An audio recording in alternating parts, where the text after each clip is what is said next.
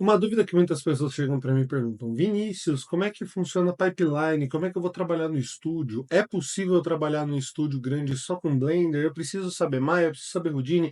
Meu Deus, por onde eu começo? Vamos falar um pouquinho sobre isso? Primeiramente, a gente tem que entender que pipeline, ela é a parte da produção do 3D dentro da ideia, de tudo que você vai ter, de todo o seu conceito, de tudo aquilo que você acredita e aquilo que você quer desenvolver. Dito isso, muita gente acha que a pipeline de uma produção ela é totalmente linear e você precisa fazer tudo ao mesmo tempo. Na verdade, não é bem assim. A grande realidade é que uma pipeline de 3D, de animação, de offline, de qualquer outra coisa do tipo, ela não é um produto linear. É um produto que parte assim, a partir da ideia, você vai ter uma ideia, você vai ter uma ideia genial, e aí você vai partir para o concept.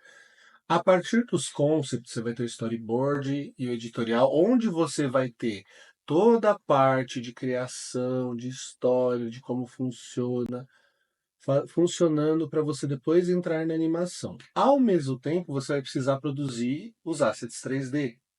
E aí que entra o quê? Concept. A partir dos concepts aprovados, a gente vai para o quê? Personagens, props e set design, que é o environment, no caso. A partir disso, a gente tem que entender algumas coisinhas aqui dentro dessa situação. A partir do personagem, a gente pode desmembrar isso. O personagem estando aprovado com, a gente pode partir para modelagem. Modeling, beleza? E depois da modelagem aprovada, a gente vai ter que ter a UV pronta e personagem aprovado. Tendo tudo isso aprovado, essas etapas prontas e preparadas, a gente vai partir para o quê? Onde a gente divide o processo. Que aí você vai ter o processo sendo dividido para rigging, você vai ter o processo sendo dividido para look dev, que é texturização, etc e tal. Você vai ter o processo dividido para grooming, que é o cabelo, groom. E a partir disso, você vai ter tudo isso aqui pronto e depois você vai ter um asset. Você vai ter um asset pronto. Isso tudo forma um asset. E o que, que é isso? Dentro do que eu quero dizer um asset, tudo isso vai estar compacto de uma forma que quando você só carregar a animação, você vai conseguir fazer ele funcionar da melhor maneira possível. Então, quando a gente tem todo esse asset pronto, você entra em várias situações que estão aqui dentro dessa região aqui, que eu estou marcando, dessa região, você tem ela pronta. E aí, esse asset vai receber a animação e você pode ir trabalhando na luz. Enquanto a animação não está pronta, você vai trabalhando na luz. E aí, quando tiver tudo animado, você só vai fazer o render final, produzir o render final e depois a comp, que é a parte de transformar o 2D, etc e tal. Onde entra o VFX nessa história, fumaças, explosões, ele pode entrar aqui junto, ó. Antes do Lighting, você pode ter o VFX em várias formas. Existe a forma do que? Você vai trabalhar tudo isso meio que separado, o que for ter necessário interação, etc., mas depois você vai juntar tudo. Você vai fazer um assemble final. E nesse assemble final, você vai ter todas as informações. Então, quando a gente fala principalmente de Cine Assemble, é você trazer tudo para dentro da cena, onde vai ser iluminado, onde vai ser renderizado, para aí sim você dar a saída final para o pessoal de comp. Todos esses processos eles podem correr em paralelo, sempre vão ser atualizados, por isso sempre a importância de você trabalhar organizado.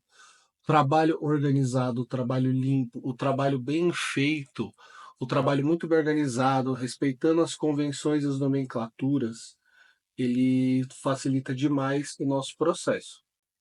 Tendo tudo isso em vista, a gente pode pensar assim: beleza, mas eu preciso ser um estúdio, como é que eu faço para estudar isso? Dentro dos seus projetos pessoais, na criação dos seus projetos, mantenha pelo menos uma pipeline base, uma pipeline organizada, algo que você consiga imaginar assim. Se alguém pegar essa cena, daqui para frente a pessoa consegue tocar adiante. E aí vem a pergunta que eu fiz no começo do vídeo: é possível trabalhar na grande indústria com Blender? Apenas? Não. Apenas com Blender, apenas estúdios mais de games, estúdios mais indies, mas as grandes empresas elas ainda não utilizam o Blender. Por quê? Porque elas têm resistência, porque o Blender é ruim. Não, porque simplesmente todas as pipelines das empresas já estão condicionadas principalmente a trabalhar dentro do quê? Do Maya, do Houdini, e todas estão condicionadas ao quê? A anos de desenvolvimento em software e em tecnologia para trocar porque o software é open source. A gente sabe, e o meu conselho sempre é, o Blender ele é uma ferramenta incrível, hoje eu modelo nele trabalhando, só que tudo eu termino no Maya, porque a minha saída final é no Maya. Então você pode usar ele numa pipeline desde que ele se adeque àquilo que está dentro do projeto, do escopo. E lembrar sempre uma coisa: toda e qualquer pipeline ela é diferente, variando de estúdio para estúdio. Você sabendo a base de tudo, você sabendo como funciona, as etapas que você vai estar usando, tudo isso da melhor maneira possível, você vai conseguir traduzir da melhor maneira e trabalhar em qualquer lugar. Então a minha dica é: sejam agnósticos de software. Quer aprender no Blender, beleza, mas entendam 3D. Entendam como funciona o 3D, porque a partir do momento que você entende como o 3D funciona, você consegue traduzir o software e simplesmente transferir uma condição dele para outro. Você consegue que você usando o Blender mudar a navegação, a forma que uma coisa tá, mas eles fazem basicamente a mesma coisa, tá bom? E é isso, meu povo. Espero que vocês tenham gostado disso. Curta, comente, compartilhe e fale nos comentários qual tipo de conteúdo vocês gostariam de ver aqui nesse canal, tá bom? Um abraço e até mais.